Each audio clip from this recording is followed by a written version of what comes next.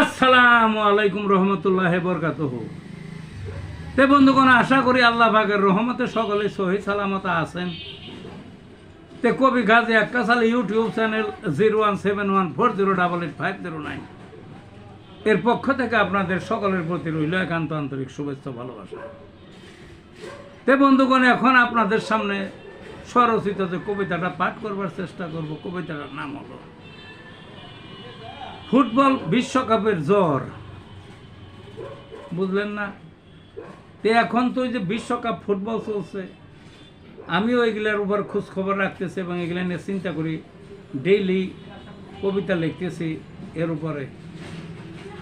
তো সারাটা বিশ্ব যেন আজ জ্বর আক্রান্ত। ওই যে জ্বর আসে না মানুষের, মানে ফুটবলের পেশাল পারতে পারতে কতজন অফিস আদালতে কাজ হয় না, তো থাইমে গেছে।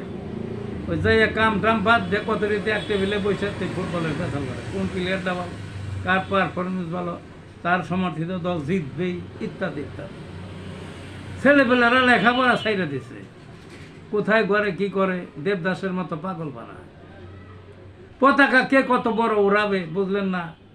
ওই যে মাগুরা 4 মাইল লম্বা এক পতাকা টানাইছিল, জার্মানির রাষ্ট্রদূত দেখতেও গেছিল এর আগে। কার কত কত দালান রঙাইছে ব্রাজিলের পতাকার রঙে অথবা আর্জেন্টিনার পতাকার রঙে। কেউ কেউ নিজের গাও রঙাইছে, কেউ কেউ নিজের পোশাক রঙাইছে। মানে এই যে জ্বর জ্বর মানে একেবারে এটা অসুখের মতো হয়ে গেছে, বুঝছেন না? তো সেইটাই এই কবিতাটার মধ্যে তুলে ধরার চেষ্টা করা হয়েছে। যে কবিতাটা আসা যাক, কবিতাটার নাম কি?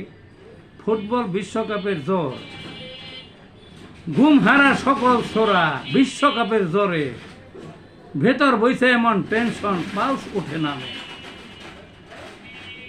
রাত দুপুরে কাঙ্ক্ষিত ম্যাচ যদি যায় হেরে, সেই বয়ে অস্থির ওরা আহার দিছে ছেড়ে। লেখাপড়ার গুলে বালি সবই গেছে ভুলে, কেনাকাটা বন্ধ সবার, হাট বাজার থেমে। অফিস পাড়ায় কি যে হলো, বসে সবাই জমে। বড় লোকের ব্যবসা বন্ধ, আবার শুরু কবে? যেদিন ওদের দলের ম্যাচ, খাওয়ায় গরু মেরে হাজার হাজার আম জনতা। গরু ভোজন করে, রাত জেগে খেলা দেখে, দিল দরিয়া ভুলে। আহা হা হা। পছন্দসই নিশান উড়ায়, পাল্লা পাল্লি ধরে, যার নিশান যত বড় হাত মারে ঘুরে।